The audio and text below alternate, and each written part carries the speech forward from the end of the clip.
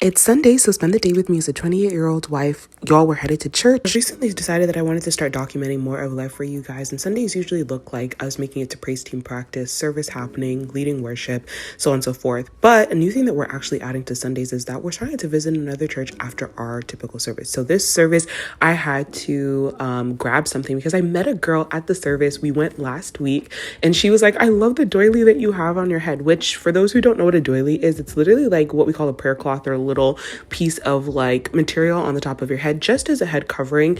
And so she's like, I really love it, and where did you get it? So I decided, you know what, I'm gonna grab her one, and I actually grabbed her two. Then I was like, I need to put it in a little cutesy bag. So obviously I went to Indigo to do that because I also needed to get a journal for myself, because I started to realize that I wasn't really spending time with the Lord in the way that I typically would, and that for me is journal praying. So I was like, I need to get a new journal.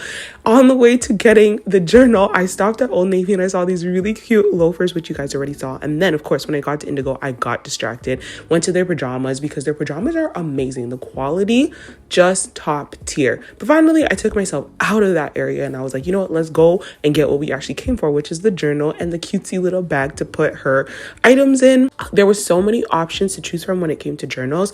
And I came across actually two that I really, really loved. And I almost went for the blue one. You're going to literally see it. It's so stunning. And I almost wish that I had gotten, I think I might go back and get it because, you know, we girlies, we run out of our journals so quick. But I ended up going with the brown one. It was more practical and more kind of what I was envisioning before I actually got there. So I grabbed what I needed and we got out, and then it was time for us to head to EC, which is the second church that we were visiting. And before Nick and I got married, I actually was serving here in the children's ministry.